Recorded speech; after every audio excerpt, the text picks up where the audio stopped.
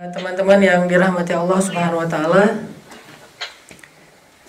puji syukur kepada Allah, hari ini kita dikasih kesempatan untuk sekali lagi melaksanakan sholat subuh berjamaah, dan mudah-mudahan kita termasuk orang yang diistiqomahkan dalam melaksanakan ibadah sholat, terutama sholat subuh. Karena seperti yang kita tahu, sholat itu adalah amal pertama yang akan ditanya atau dihisab. Kalau sholat kita benar, mudah-mudahan yang lain akan keangkat. Tapi kalau sholatnya bermasalah, yang lain akan ketahan. Sehingga kalau orang misalnya mau sukses akhirat, mungkin bisa dibilang setengah dari kesuksesan akhirat itu ada di dalam sholat. Lalu sisanya adalah urusan-urusan yang lain, ibadah, puasa, haji, dan seterusnya. Tapi setengahnya adalah sholat. Terus tadi disampaikan salah satu di dalam kurikulum vitae saya,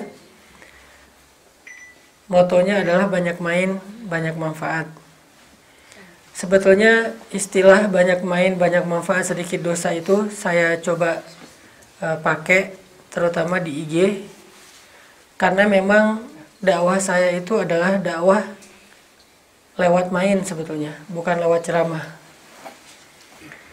Maksud lewat main ini kalau bahasa fikih mah silaturahim. Kan silaturahim juga nggak harus selalu bertamu kan ya. Bisa silaturahim dengan ngopi, itu silaturahim.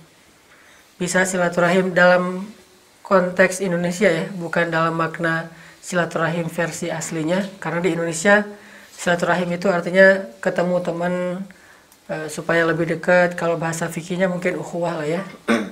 Bisa dengan ngopi, bisa dengan mungkin kalau yang senangnya touring, bisa dengan ke masjid berjamaah, bisa dengan taklim, bisa dengan main bareng. Itu semuanya bagian dari mempererat ukhuwah, atau bahasa lainnya adalah silaturahim. Karena memang segmen dakwah saya itu adalah anak muda dengan ring 3 kalau saya nyebutnya. Ring 3 itu artinya yang mungkin merasa bahwa baru berhijrah, baru belajar agama, dan masih agak khawatir kalau misalnya nanti terlalu taat jadi nggak asik lagi misalnya. Akhirnya kita mencoba untuk melakukan approaching kepada mereka itu lewat angle bahwa ternyata yang udah ke masjid juga, yang udah berhijrah juga tetap bisa have fun dalam hidupnya sesuai dengan selera anak muda. Dan angle ini tetap punya landasan dalilnya. Ada banyak banget hadis-hadis tentang suasana yang nyaman, fun, asik dari kehidupan Nabi dan para sahabat. Dan itu membuktikan bahwa orang ketika belajar lebih mengenal agama, lebih dekat kepada Allah, sisi fun dari kehidupannya itu nggak akan hilang. Lagi pula menjadi orang yang taat atau menjadi orang yang lebih dekat kepada Allah bukan berarti kita harus meninggalkan segala aktivitas dan hobi-hobi kita. Ataupun sebaliknya, menjadi orang yang menyalurkan hobi dan hal-hal yang menyenangkan dalam hidupnya juga belum tentu itu melanggar syariat. Karena batasan syariat kita itu sebetulnya luas banget, teman-teman. Kalau ada orang yang setelah belajar agama jadi kaku, jadi ninggalin kebiasaan yang mungkin sesuatu yang fun, padahal tidak melanggar syariat, berarti memang pemahaman syariat dia terbatas. Dia taunya cuma jalan itu, makanya nggak ngambil jalan yang lain karena nggak tahu. Kalau misalnya ke masjid, kenapa dia selalu muter? Karena dia nggak tahu jalan pintas. Kalau dia berjalan, kenapa selalu misalnya di trotoar? Karena dia pikir jalan itu jalan kendaraan mobil, padahal itu jalan kaki, semuanya jalan setapak. Ini artinya batasan yang kita buat sendirilah yang membuat hidup kita kadang menjadi kaku. Padahal Allah tidak membuat batasan sesempit itu dalam agama. Memberikan batasan yang sangat luas. Jadi kalau batasannya luas, kita lebih dinamis. Kalau batasannya sempit, kita jadi kaku. Bagaimana kita tahu batasan agama kita luas? Ya kita harus belajar lebih dalam tentang Islam, lebih komprehensif. Ternyata main juga dalam Islam itu sesuatu yang dibolehkan. Bahkan ketawa juga dibolehkan. Nabi juga tertawa. Bukan berarti ketika ada hadis, kalau kalian lihat apa yang aku lihat, maka kalian akan banyak menangis dan sedikit ketawa, bukan berarti nggak boleh ketawa. Cuman jangan sampai ketawa kita itu berlebihan. Apa maksud berlebihan? Ya misalnya ketawa yang menghilangkan misalnya sifat-sifat mulia. Ketawanya itu sampai ngakak yang berlebihan, sampai sesak nafas. Kan ada yang kayak gitu juga. Atau ketawanya berlebihan karena mentertawakan orang lain. Nah ini mungkin berlebihan. Tapi kalau ketawa yang standar lah ya, ketawa jaim misalnya. Gimana itu teh ketawa jaim? Nah gitu. Itu ketawa jaim. Atau ketawa misalnya karena merasa bahagia atas satu nikmat yang diberikan Allah, atau tersenyum. Bahkan hadisnya Allah juga tersenyum. Jadi kalau misalnya kita belajar agama jadi nggak gampang tersenyum, berarti kita memandang agama itu terlalu sempit. Padahal Allah tersenyum, Nabi suka tersenyum. Allah tersenyum gara-gara ngelihat hambanya meminta ampun, beristighfar, bertaubat, itu Allah tersenyum, senang maksudnya. Kalau Nabi tersenyum karena melihat semangat para sahabat dalam ketaatan, baik itu ibadah maupun dalam bentuk akhlak. Jadi teman-teman, maksud saya banyak main di sini tuh banyak bersilaturahim bisa, cuman dengan bahasa yang lebih santai. Karena kalau di dakwah itu kita nggak boleh membahasakan diri kita dengan bahasa yang mengaku-ngaku. Jadi saya udah soleh, nggak boleh. Itu namanya mentazkiyah diri sendiri. Wala tuzakku anfusakum. Janganlah kalian mengaku diri kalian suci. Saya bilang sedikit dosa, bukan berarti ngelakuin dosa. Karena kita nggak boleh bilang nggak punya dosa. Arti sedikit dosa, berusaha menghindarkan dosa, tapi tetap pasti punya dosa. Gimana pun kita menghindar, tetap punya dosa. Jangankan kita yang orang biasa banget, Nabi aja beberapa kali melakukan kekeliruan, walaupun bukan dosa. Kalau keliru, Nabi pernah. Bukan pernah, beberapa kali malah. Tapi kalau dosa, maksum, tidak pernah. Jadi dosa dan keliru itu dalam agama beda. Makanya Nabi pernah kayak ditegur dalam surat Abasa, ditegur dalam surat At-Tahrim, ditegur dalam surat Al-Ahzab, ditegur dalam surat Al-An'am, ditegur dalam surat An-Nur, ditegur dalam surat At-Taubah, ditegur dalam surat Al-Anfal, ditegur dalam surat Ali Imran. Banyak berarti tuh ayat-ayat teguran buat Nabi. Kalau di Mesir tuh pas saya belajar di Al-Azhar, profesor itu suka menyampaikan ayat dalam bentuk tematik. Misalnya ayat-ayat keindahan, kumpulin satu Al-Quran, hanya tema ayat-ayat keindahan. Dan di situ jadinya kita tahu, oh ternyata Allah suka dengan keindahan. Termasuk penampilan yang menarik, Allah suka. Makanya Nabi ketika bilang, tidak masuk surga orang yang di dalam hatinya ada rasa sombong walaupun sekecil zarrah, biji-bijian. Lalu para sahabat komen. Jadi Nabi posting, sahabat komen. Postingannya tuh tadi captionnya, gak akan masuk surga orang yang di dalam hatinya mithqala dzarratin min kibr. Ada rasa sombong walaupun sekecil zarrah, tuh gak akan masuk surga. Terus para sahabat komen nanya, ya Rasulullah, bukankah seseorang itu kadang suka pakai baju yang bagus, pakai kendaraan yang bagus, apakah itu sombong? Kata Nabi, sesungguhnya Allah Maha Indah dan mencintai keindahan. Berarti boleh pakai baju yang mungkin kece gitu, keren, OOTD gitu kan. Kalau misalnya mau apa, ada bajunya sendiri. Atau tutorial hijab buat cewek-cewek teh. Ini sesuatu yang jamal. Allah yuhibbul jamal karena Allah Maha Jamil, Maha Indah.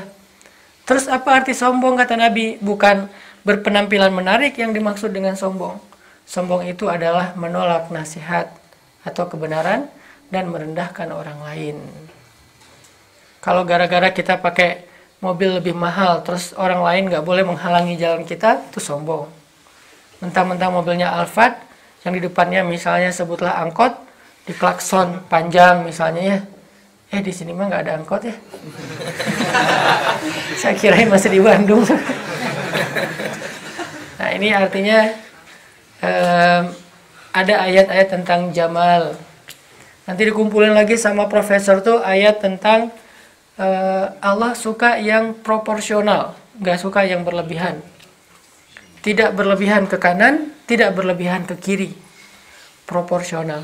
Kalau mau berlebihan ke kanan, sendiri-sendiri aja deh, nggak usah dipamerin. Karena kalau kita paksain orang harus kayak kita nih, berarti kita nggak lagi ideal. Ideal itu justru di tengah. Kalau mau kanan banget, sendiri aja. Contoh, Nabi itu kalau sholat qobliyah zuhur di rumah, sholatnya 4 rakaat. Tapi kalau sholat qobliyah zuhur di masjid, sholatnya 2 rakaat. Kok beda? Karena kalau di rumah nggak ada yang lihat, Nabi ngambil yang paling banyak. Di masjid banyak yang lihat, Nabi ngambil yang paling ringan. Nah kita mah dibalik. Di rumah nggak pernah qobliyah, di masjid qobliyahnya panjang. Nah ini berarti kita pengen dilihat bahwa sholih, tapi sebetulnya nggak gitu-gitu amat. Kalau Nabi pengen dilihat biasa-biasa aja, biar nggak ngebebanin umatnya. Ketika ditanya kenapa beda ya Rasul, likaila yakuna harajan li ummati, saya nggak pengen ngeberatin umat. Jadi kalau yang dilihat orang, dicontohkanlah yang paling ringan. Kalau nggak dilihat orang, Nabi melakukan yang paling berat. Kayak tahajud. Kenapa Nabi malas tarawih di masjid? Sama kita malas ya. Cuman bedanya kita malas kekenyangan. Nabi malas karena takut memberatkan umat. Sehingga Nabi pernah tarawih sendiri di masjid, diikutin di belakang. Tarawihnya Nabi 1 rakaat bisa sampai 5 juz. Ini belakang main ikut aja nih, gak ngomong-ngomong. Ikut, Nabi baca Al-Baqarah. Ini sahabat, bukan sahabat biasa lagi, sahabat yang hafiz Al-Quran, Abdullah ibn Mas'ud. Dalam riwayat yang lain, Abdullah ibn Abbas, dua-duanya hafiz. Yang baca Quran banyak tuh dah sehari-hari lah, cemilan lah itu mah buat mereka. Kalau kita kan main course tuh. Kalau mereka cuma dessert doang baca Quran. Nah artinya mereka ngikutin Nabi baca Al-Baqarah sampai Abdullah bilang, hampir saja saya berpikir pengen batal. Ini lagi sholat belakang Nabi, Alif Lam Mim, Al-Baqarah. Tapi paling juga 1 halaman. Nggak berasa udah setengah juz. Ini kayaknya Nabi lagi ngejos nih.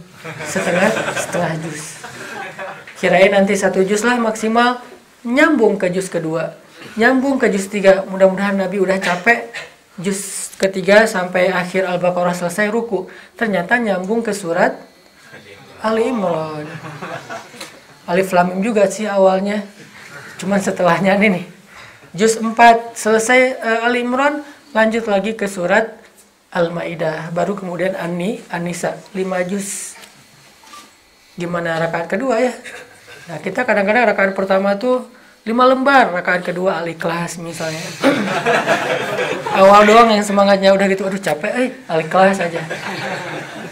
Ini jurus paling ampuh kalau udah capek. Itu juga Al-Ikhlas dibagi 3 ya. Rakaat pertama Qulhuwallahu ahad, rakaat kedua Allahu samad. Oke lah buat yang baru hijrah ya. Nabi karena mencontohkan yang ringan, tapi karena nggak tahu ada yang ngikutin, Nabi mah santai aja sholatnya panjang. Dan itulah sholatnya Nabi sebetulnya. Pas ketahuan ada yang ngikutin, besok Nabi nggak datang lagi. Ditunggu sama sahabat, kemana Nabi? Ditelepon, nggak diangkat-angkat. Kalau bahasa kita mah ya, di WA nggak dibaca-baca, nih gimana nih? Ternyata ada yang nyamperin ke rumah, ya Rasulullah, kenapa nggak sholat tarawih? Karena Nabi bilang, kalau saya ikut sholat tarawih lagi, nanti kalian pikir tarawih itu wajib, sehingga akan memberatkan umat setelah kalian. Jadi Nabi itu memikirkan yang ringan buat orang lain, selama nggak melanggar syariat. Tapi ke diri sendiri yang berat. Kita dibalik, ke diri sendiri ringan, ke orang lain kamu harus. Nah, nggak ada kebijaksanaan dalam melihat proses orang dalam memperbaiki diri. Ini artinya ada ayat-ayat yang kayak gini, hadis-hadis kayak gini, termasuk saya tuh pernah kayak baca kumpulan hadis-hadis ulin, hadis skateboard, hadis BMX, hadis skuter, hadis anak-anak motor. Itu ada tuh di zaman Nabi. Cuman nama merek motornya tuh kuda. Jadi Nabi itu suka lomba berkuda. Berarti kan balapan. Nabi itu suka treadmill. Treadmillnya sama Aisyah berdua lari di tengah padang pasir. Atau Indorunners lah ya. Lari, udah gitu renang, udah gitu push up. Nabi kayak gitu banget, makanya perut Nabi itu 6 pack. Kalau kita 0 pack ya. Ini ada hadis-hadisnya teman-teman. Dan jangan berpikir ketika kita ngebahas kayak gini itu bukan bahas agama, itu bahas agama juga. Hadisnya sahih, riwayat-riwayatnya kuat, dan itu dilakukan oleh Nabi walaupun bukan seluruh kehidupan Nabi. Cuman kalau kita mau belajar tentang kehidupan Nabi, jangan cuma lihat angle perangnya, walaupun itu luar biasa. Jangan cuma ngelihat angle ibadahnya, walaupun itu juga luar biasa. Tapi lihat komprehensif angle-angle yang lain, termasuk angle-angle yang mungkin agak dekat dengan kehidupan anak muda. Kalau kita ngerasa punya hobi, jangan-jangan hobi kita itu nyambung sama hobi Nabi, walaupun namanya beda. Dulu Nabi bilangnya berenang, sekarang bisa snorkeling, bisa diving, bisa surfing, bisa berenang swimming biasa. Walaupun dulu tidak ada snorkeling sama diving, atau bahkan surfing, mungkin nggak ada juga kali ya. Karena surfing itu baru ditemukan tahun kesekian lah. Tapi setidaknya kan berenang. Dan surfing juga yang capek bukan berdiri di atas ombak, pedalnya kan yang capek. Saya awal-awal belajar surfing dulu, ketika pedal gitu, padahal pakai longboard yang pedalnya lebih ringan daripada shortboard. Pedal baru setengah jam itu keluar dari air, tangan udah nggak bisa digerakin, udah gini aja. Akhirnya pas sholat nggak bisa gini, sholatnya nggak bisa diangkat tangannya saking langsung kaku tuh otot. Ini artinya itu juga latihan, itu juga olahraga, cuman namanya surfing. Apalagi kalau misalnya lagi habis diputusin tuh enak banget surfing. Cari aja ombak yang 5 meter, gulungin aja lah. Minta digulung sama ombak lagi baper. Ini teman-teman yang dimaksud dengan syumuliyatul Islam, belajar Islam itu yang menyeluruh, yang komprehensif. Bahwa memang Islam ini agama yang sangat luas, agama yang bisa dipakai daily, harian, bukan cuma dipakai weekly pas hari Jumat doang, bukan cuma dipakai pas bulan Ramadan doang, tapi daily. Yang namanya daily itu kan kegiatan kita bukan cuma sholat, tapi kita juga ke kampus, kita ke tempat kerja, kita makan, kita olahraga, segala macam. Semua itu adalah kehidupan harian kita, dan semua itu ada tuntunan atau bisa dibilang kayak ada style dari Islam yang diajarkan kepada kita, sehingga kita bisa tetap mengamalkan Islam walaupun di luar masjid, di jalan, dimanapun. Dan kayaknya teman-teman di Jepang ini udah bisa lebih mudah lah ngamalin akhlak Islam, karena emang masyarakatnya itu udah secara moral tuh hampir bisa dibilang dekat banget dengan ajaran-ajaran Islam. Kayak kemarin saya sholat di Premium Outlet Shinsui.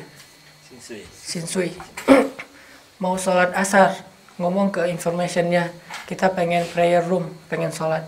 Oh iya sebentar, suruh nunggu, dia ngambil sajadah. Udah ngambil sajadah 2, dibilang maaf ya udah nunggu lama. Coba, yang repot siapa, yang minta maaf siapa ya? Padahal dia bukan muslim. Maaf ya udah nunggu lama. Ya. Dikasih sajadah, dianterin ke prayer room. Dibukain pintu, silakan di sini sholatnya. Nanti kalau udah selesai sholat nggak apa-apa, balikin aja sajadahnya ke sana. Nah, artinya dia nunjukin tempat sholat, bukan nganterin, bukan nunjukin tuh sana tuh, enggak. Saya pernah juga di sebuah negara lain, nggak usah disebutin lah ya, biasa lah ya. Ke Madagaskar. Pernah ke sebuah negara lain tuh, nanya tangga. Jadi ada information gitu, kita mau nyebrang gitu, tanya tangga di mana. Dia diem aja. Saya kira nggak dengar. Saya tanya agak lebih keras, tangganya di mana? Maaf gitu. Dia bilang, tengoklah sendiri kata dia. Dia ketahuan. Marah-marah gitu. Kita belum apa-apa juga udah marah-marah. Akhirnya saya bilang, betul.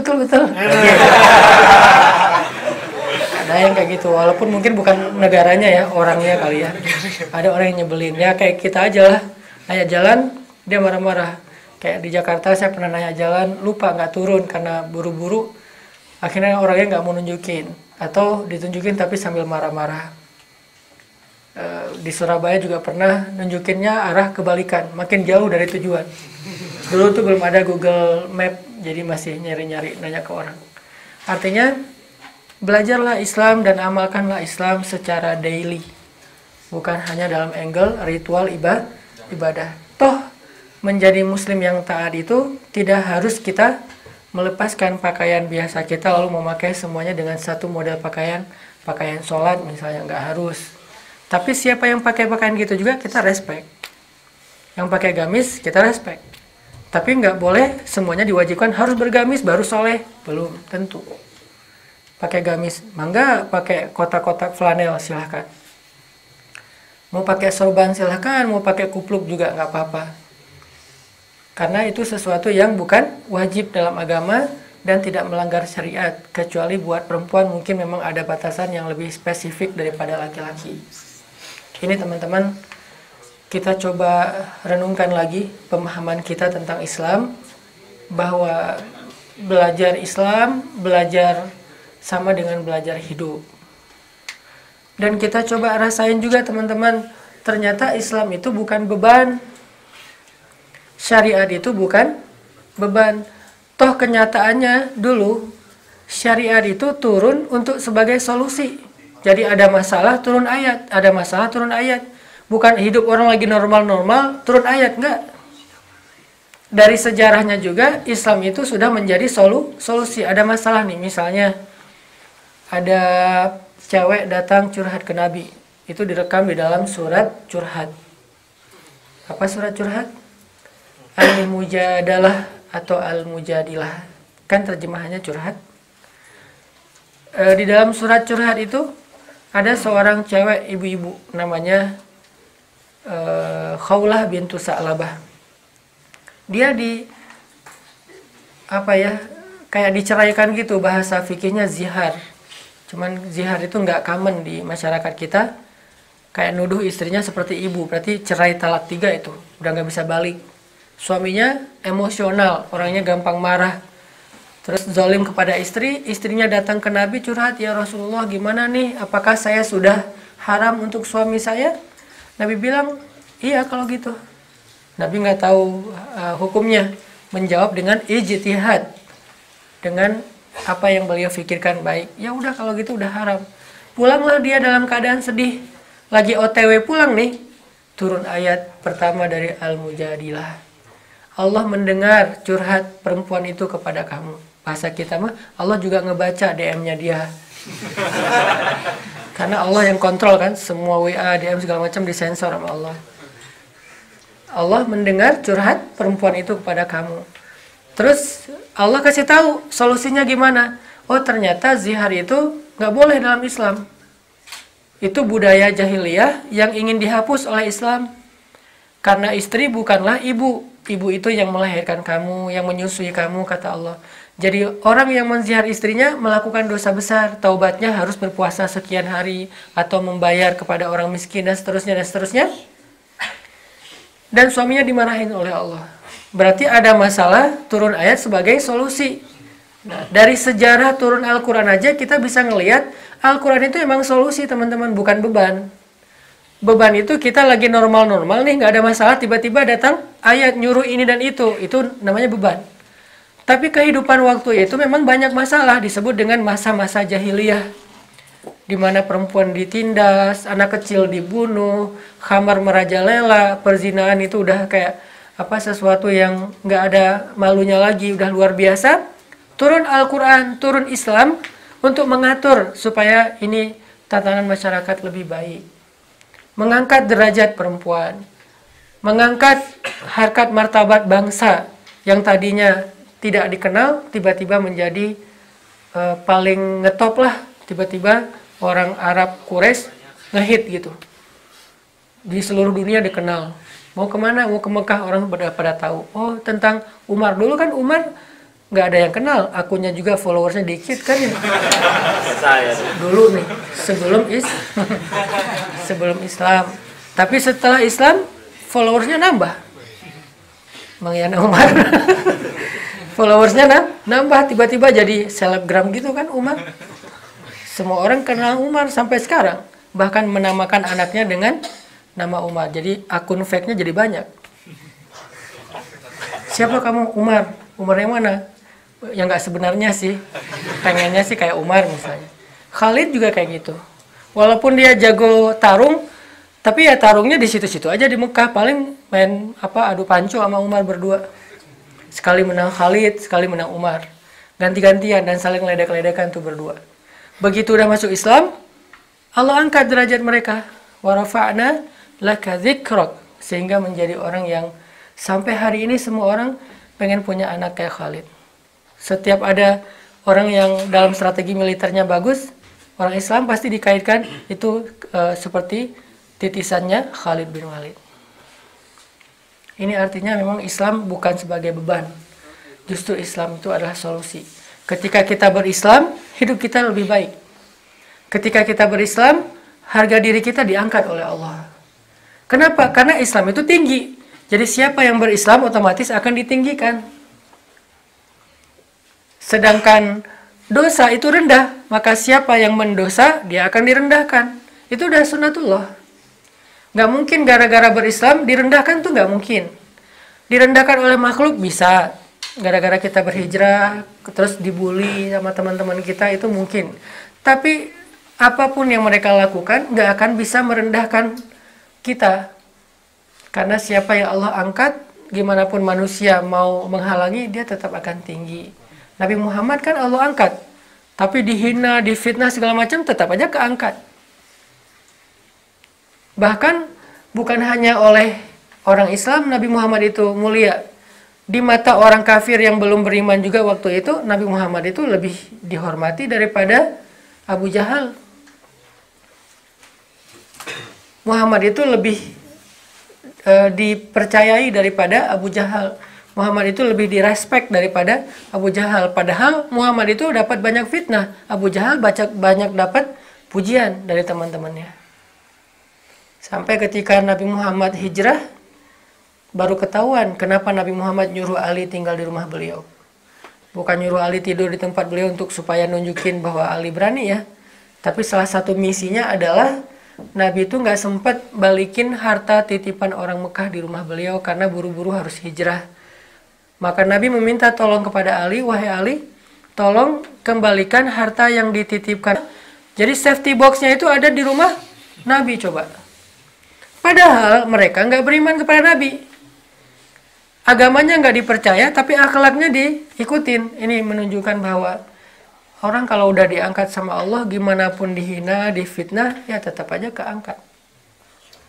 Sebaliknya, orang kalau direndahkan oleh Allah kayak Abu Lahab, gimana pun punya harta, jabatan, pengaruh, tetap aja hina. Nggak ada orang kan yang mau ngasih nama anaknya Abu Lahab. Dek, namanya siapa? Abu Lahab. Nggak ada kan ya? Gimana pun dia berkuasa, dia orang hebat, tapi nggak ada juga orang yang mau ngasih nama anaknya dengan nama Fir'aun. Fir yang mana nih? Fir'aun atau Firman? Firman lah. Nggak mungkin Fir'aun kan? Artinya kenapa nggak mau ngasih nama Fir'aun? Ada nggak orang yang mau ngasih nama anaknya Firaun gitu? Termasuk orang Mesir yang nggak Muslim juga nggak akan mungkin ngasih nama anaknya Firaun. Walaupun kata Husni Mubarak dulu sebelum dia lengser, dia bilang abna'u fara'inah, kita ini adalah anaknya Fir'aun.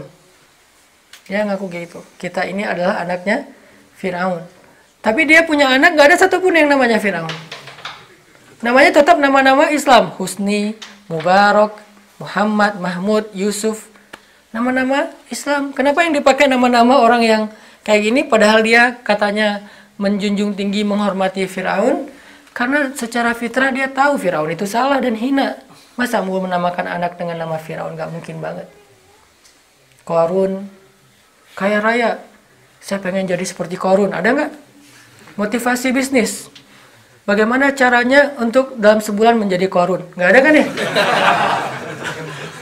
Yang ada menjadi Abdurrahman bin Auf, jadi Nabi Ayub setelah beliau sembuh dari sakit, kan kaya raya tuh. Jadi kayak Sulaiman. Nggak ada. 10 cara jitu menjadi Qarun. Nggak ada itu. Kenapa bisa gitu? Karena Allah rendahkan, tetap aja nggak bisa naik. Kalau Allah tinggikan, nggak ada yang bisa merendahkan. Jadi, tu'til mulka man tasha, wa tanzi'ul mulka mimman tasha, wa tu'izzu man tasha, wa tudhillu man tasha. Semuanya di tangan Allah. Kita coba renungkan kembali bahwa kita semangat belajar Islam karena memang Islam itu yang paling tinggi. Siapa yang berislam, Allah akan tinggikan. Islam itu solusi. Siapa yang berislam, dimudahkan. Enggak Ustadz, masa setelah berislam dimudahkan? Buktinya saya habis hijrah, jadi banyak masalah. Mungkin kalau dia nggak hijrah, masalahnya lebih parah dari itu. Masalah yang dihadapin sekarang itu, gara-gara dia nggak hijrah-hijrah selama ini. Kayak misalnya hutangnya numpuk. Bukan hutang setelah berhijrah, hutang sebelum berhijrah, dibayarnya waktu setelah berhijrah. Gitu kan kenyataannya.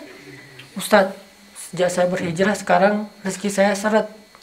Kalau dulu lancar. Lancar apanya? Kan kamu hijrah gara-gara hutang. Gimana kamu bilang dulu rezekinya lancar? Hijrahnya gara-gara hutang. Ada teman saya hutangnya 39M. Dan itu bukan pejabat, bukan siapa, orang ya kayak kita lah. Tapi hutangnya 39M.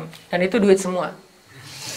Saya pas dengar juga kaget. Saya aja yang dengar kaget, gimana dia yang punya hutang kayak gitu ya. Hijrah nih, setelah hijrah, dia mungkin karena lagi belajar nanya ke saya, Ustadz, dulu tuh rasa-rasanya ya, sebelum saya rajin ke masjid, ibadah, segala macam, kayaknya rezeki saya tuh lancar Ustadz. Gak kehitung lah. Tapi sejak saya hijrah, kenapa ya agak-agak susah sekarang gak kayak dulu? Saya bilang, bagaimana dia menyimpulkan rezekinya lancar, padahal sebelum dia hijrah justru hutangnya numpuk, 39 miliar. Nambah nggak hutang setelah hijrah? Nggak nambah Ustadz. Berarti itu sisa-sisa masa jahiliyah tuh, 39 miliar. Nah kenapa sekarang disebut lebih seret gitu, lebih susah? Bukan lebih susah, lebih berkah sedikit tapi manfaat. Daripada dulu rasanya banyak tapi kayak apa, bom waktu gitu, terus bertambah masalahnya. Tiba-tiba nggak ketahan lagi, baru akhirnya balik arah. Nah ini kalau mau realistis dan objektif, sebetulnya setelah hijrah hidup kita lebih ringan teman-teman. Cuman kita kadang-kadang ngelihatnya dari angle yang lain, yang keliru. Seolah-olah habis hijrah hidup kita jadi banyak masalah. Enggak. Dulu sebelum kita berhijrah misalnya, ada teman saya juga curhat. Sebelum berhijrah tuh dia bilang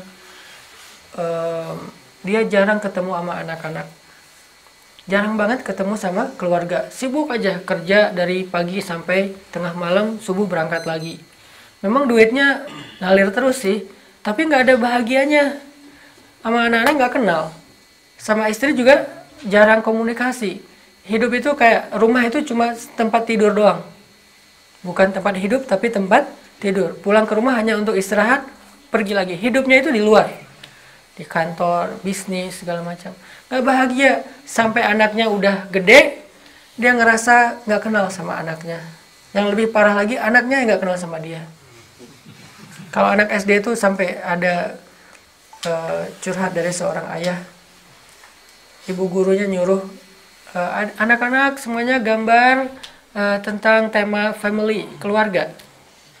Si anak teh gambar, dia, kakaknya, ibunya, ayahnya nggak ada. Ditanya, ayahnya kemana? Ayahnya kerja. Jadi nggak digambarin. Karena ayahnya kan kerja. Berarti dia nggak ngerasa ayahnya hadir dalam hidupnya. Cuma status doang, tapi tidak hadir. Ada, tapi tidak hadir. Karena ada dan hadir itu beda dalam bahasa Arab. Ada itu maujud, hadir itu hadir. Jadi bahasa Indonesia hadir. Kan banyak bahasa Arab yang jadi bahasa Indonesia ya. Termasuk yang saya sering bilang, bahasa Arabnya aish, bahasa Indonesianya eis. Bahasa Arabnya misalnya khatul istiwa, bahasa Indonesianya katul istiwa. Itu bahasa Arab, khatul istiwa, garis lurus. Khat garis, istiwa lurus. Jadilah katul istiwa, garis lurus yang apa? Membelah bumi gitu ya. Nah ini artinya dia nggak ngerasa hadir orang tuanya. Hijrah lah tuh. Setelah hijrah, alhamdulillah, mungkin rezekinya nggak sebanyak dulu, nggak selancar dulu. Tapi ada rezeki lain, karena rezeki jangan selalu diterjemahin dalam bentuk nominal. Bahagia itu rezeki. Kehangatan keluarga itu rezeki. Bisa dapat senyum dari pasangan itu, yang udah punya pasangan ya. Itu rezeki. Berarti yang masih jomblo nggak dapat rezeki. Karena nggak disenyumin. Masa disenyumin mantan di atas pelaminan, nggak enak banget. Itu senyum mematikan. Ini artinya dia dapat rezeki dalam bentuk yang lain yang nggak akan kebayar dengan uang juga. Buktinya apa? Dia punya uang selama ini tapi nggak dapat senyum dari pasangannya. Dia punya banyak uang tapi nggak dapat kehangatan dari keluarganya.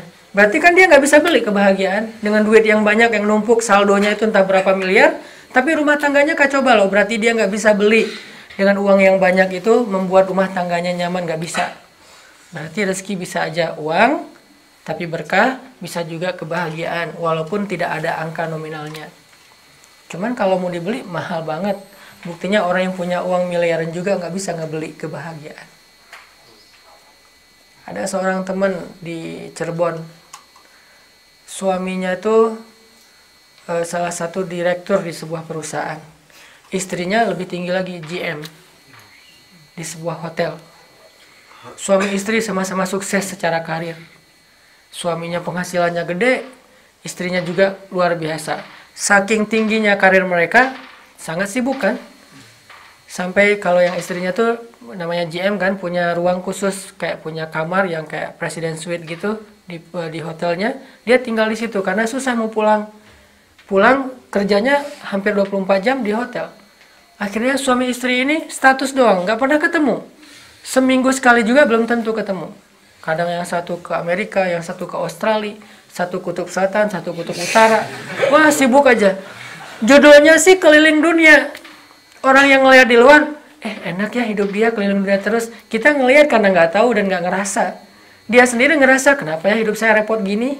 Keliling dunia, dan itu udah jadi bagian dari tanggung jawab pekerjaan. Dia kemana-mana tuh bawa paspor. Belanja kemana? Bukan ke pasar baru, Singapura. Paling dekat tuh belanja mau beli bawang aja ke Malaysia. Ini saking luar biasa nih orang. Artinya kemana-mana dia bawa paspor. Dia cerita, Ustadz dulu tuh di tas kecil saya itu selalu ada paspor Ustadz. Karena saya bisa ke luar negeri itu dalam hitungan jam. Ada masalah apa langsung ke luar negeri, terbang gitu. Dan emang udah super sibuk. Sampai nggak pernah ngelihat anaknya. Anaknya jadi tumbuh ABG, anak SMA, tapi nggak kenal orang tuanya. Terus ada lagi satu kasus sama juga kayak gini, dua-duanya sibuk. Ternyata karena saking jarangnya ketemu dengan pasangan, ngalamin kelainan. Istrinya punya suami, suaminya punya istri. Tapi suaminya istri perempuan, istrinya suami laki-laki. Aneh kan? Saya juga nggak ngerti ya. Kayak gitu lah. Kelainan dalam mental nih. Istrinya jadi lesbi, maaf, suaminya jadi gay. Jadilah kayak gitu. Ketemu di rumah status doang. Padahal dulu mereka normal, buktinya punya anak, dan anak itu anak mereka secara sah. Tapi pas gara-gara kehidupan yang luar biasa, anaknya juga jadi bingung. Anaknya cuma kenal drivernya sama neninya, nggak kenal ayah dan ibunya. Berarti duitnya udah banyak, karirnya udah melejit, nggak bisa membeli kebahagiaan. Ternyata kebahagiaan itu Allah simpan di dalam agama. Cuman kadang-kadang kita beragama tapi masih berpikir dengan pola pikir materialis. Beragama tapi masih berpikir dengan angle dunia. Sehingga kita mengukur agama itu kurang memberi manfaat gara-gara kita ngelihat dari angle dunia. Tapi kalau kita ngelihat agama dengan rasa, setelah beragama kan jadi nyaman. Gara-gara kita berhijrah, ketika dapat ujian kita lebih kuat. Mungkin kalau dulu kita diuji kayak gitu, udah bunuh diri. Untung kita diputusinnya setelah berhijrah. Jadi nggak loncat dari jembatan, nyangkut di kabel listrik. Alhamdulillah gitu kan ya. Mau diganti yang lebih baik. Di akhirat tapi ya. Nikahnya di surga gitu. Kan pasti lebih baik. Ini artinya teman-teman jangan selalu suuzon bahwa agama itu menyulitkan, agama itu beban. Allah tuh nggak pengen banget disebut sebagai beban. Yang ngasih solusi hidup kita kan Allah. Masa kita bilang Allah ngasih beban? Yang ngasih jalan keluar pas kita punya masalah Allah. Gimana Allah kita tuduh pembawa beban? Justru Allah mengatakan, wa wada'na anka wizrak, kami turunkan beban-beban kamu. Alam yajidaka yatiman fa'awa, solusi. Wa wajadaka dhallan fahada, solusi. Wa wajadaka ailan fa'aghna, solusi semuanya. Beragama itu dekat sama Allah itu enak banget teman-teman. Hidup tuh kalau dekat sama Allah lebih enak daripada dekat kepada orang kaya ataupun orang yang berkuasa. Teman-teman kalau nonton bola di Bandung, Persib sama Mang Yana, pasti dikasih tempat yang enak tuh nontonnya. Kalau jalan sama saya, mungkin di luar stadion. Karena saya nggak punya link apa-apa kan. Kalau datang sama Mang Yana, wah itu kayaknya apa orang ring satunya Viking misalnya. Sehingga dihormati, nggak akan diapa-apain. Terutama kalau misalnya pakai mobil dengan plat tertentu misalnya, di dalamnya Mang Yana, kok pakainya plat itu, kita udah bersaudara. Gitu. Ini artinya beda kan? Kalau kita dekat sama orang yang punya link, kekuasaan. Saya kayak misalnya kemarin tuh ada masalah dalam pengurusan satu administrasi. Terus karena bukan masalah sih, biasalah ya, suka diperlama lah ya, suka dilambat-lambatin. Karena mungkin pernah dengar tausiah saya di satu tempat yang direkturnya teh akhirnya, Ustadz ada apa? Enggak, lagi ngantri apa dan segala macam. Ternyata akhirnya dia bilang, udah sih biar saya urus, beres tuh. Hidup kita dekat sama makhluk aja bisa mudah, apalagi dekat kepada pencipta makhluk. Itu mudah banget hidup kita. Ada masalah tinggal, ya Allah ini gimana nih? Allah yang selesaikan. Kita ikhtiar aja, tapi hasilnya di sisi Allah. Saya kan sering cerita gimana perjalanan saya ke Mesir, nggak bawa apa-apa. Bawa apa? Bawa yakin aja sama Allah. Karena udah ikhtiar mentok segitu. Habis-habisnya duit, dapat-dapatnya duit cuma 10 juta, habis dipakai bayar tiket PP. Waktu itu $1.000 tiket PP. Berangkat ke Mesir, bawa uang nggak sama sekali. Ya udah, puasa aja semalaman. Besok pagi sampai di Mesir langsung diajak keliling makan kuliner Mesir, tinggal di Mesir, dapat beasiswa beberapa tempat. Akhirnya kita punya rumah beberapa tempat, termasuk yang dekat Sungai Nil kayak gitu. Terus berangkat sendiri, pulang bertiga sama istri sama anak. Yang datangnya banyak duit, pulangnya tetap aja sendiri. Nah, ya. Belum tentu yang datang ke Jepang bawa duit banyak, pulangnya bawa jodoh, belum tentu.